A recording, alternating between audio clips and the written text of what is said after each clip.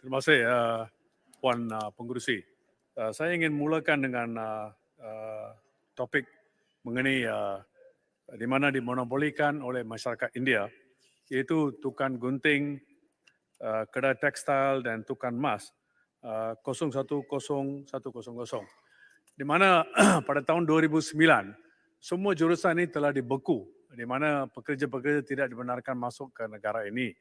Tetapi bila PH merajui kerajaan pada tahun 2018, kita pada akhirnya ingin membuat satu keputusan to unfreeze ini tiga-tiga jurusan. Jadi sekarang saya difahamkan ada pengumuman bahawa semua pekerja-pekerja tidak dibenarkan masuk, di freeze, dan pekerja-pekerja yang sedang bekerja itu akan dihantar balik. Maka saya memohon agar kerajaan menyelidik perkara ini. Saya telah berbincang dengan Perdana Menteri pada hari Isnin dan saya telah pun memberitahu kepada Menteri secara teks bahawa dalam perbincangan tersebut yang amat berhormat faham keadaan ini dan jangan lupa bahawa mendapat sokongan yang hebat dari masyarakat India. Jangan pula kita sekarang menseksa mereka, perniagaan-perniagaan mereka, dan kelonggaran perlu diberi dan kita perlu mengambil perhatian bahawa kalau kita membenarkan lain-lain sektor di negara ini di mana pekerja-pekerja boleh masuk dari luar negara, apatah satu kita tidak sensitif kepada perkara ini. Ini kesalahan telah dibuat pada tahun 2009 oleh Barisan Nasional dan saya rasa ini ada satu peluang yang bagus supaya kita cancel semua perintah-perintah tersebut. Dan saya harap Yang Berhormat Menteri boleh berjumpa dengan Perdana Menteri dan juga dengan Menteri Dalam Negeri dan membuat satu keputusan yang bijak dan seberapa segera yang boleh yang mengatasi masalah ini. Kedua adalah mengenai Tibet. Baru-baru ini kerajaan telah memberi tahu bahawa beberapa Tibet college ini akan diswastakan. Dan saya nak tahu berapakah dan apakah Tibet yang telah diluluskan untuk diikat dengan swasta. Kerana kita perlu faham bahawa pada dasarnya itu nampaknya cantik kerana 6.3 bilion digunakan setiap tahun dalam Tibet dan return of investment tidak ada banyak. Maka satu keputusan dibuat supaya kita swastakan ini. Adakah ini bagus?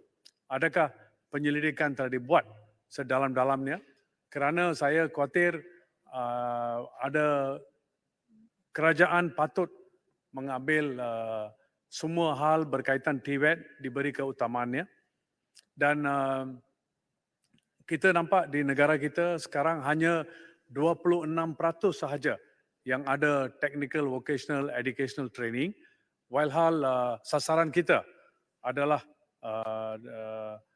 patut 35% dari hingga kalau tak silap saya pada tahun 2025 itu jangkaan kerajaan dulu. Dan bolehkah ini dicapai? Memandangkan di negara Singapura sekarang sudah hampir 60% pekerja-pekerja mereka ada skill training, skilling, upskilling, reskilling dan cross-skilling adalah satu perkara yang sangat mustahak. Kita tahu bahawa International Labour Organization telah memberitahu bahawa banyak kursus-kursus yang diberi oleh universiti-universiti akademik yang tidak ada dalam 5-10 tahun, tidak ada jurusan pekerjaan dalam hal-hal tersebut. Dan Tibet adalah pekerjaan masa hadapan. Saya harap satu penyelidikan yang penuh dibuat sebelum satu keputusan dibuat oleh kementerian. Dan lagi satu adalah Mahkamah Perusahaan. Semasa kita merajui kerajaan, kita ada polisi di mana 3 bulan sebelum seorang hakim kontrak renewal, dia akan diberitahu bahawa dia telah mendapat tempat atau tidak. Dan satu di antara perkara yang kita perlu ingat adalah security of tenure. Kita cakap security of tenure, Mahkamah Perusahaan, hakim-hakim membuat keputusan security of tenure, tetapi hakim-hakim sendiri tidak ada security of tenure.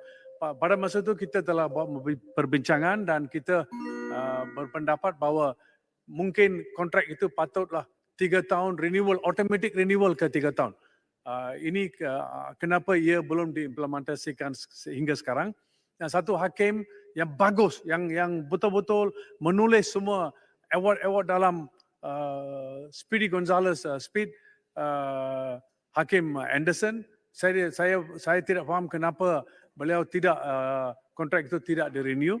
Berapa lagi hakim yang akan dilantik dan adakah kerajaan berpendapat bahawa kita perlu sistem yang baru dalam Mahkamah Perusahaan untuk to speed up the trial kes-kes yang apa tu there's a lot of outstanding cases. Berapakah kes-kes yang ada di Mahkamah Perusahaan dan di Mahkamah Buruh juga dalam hal ini. Terima kasih.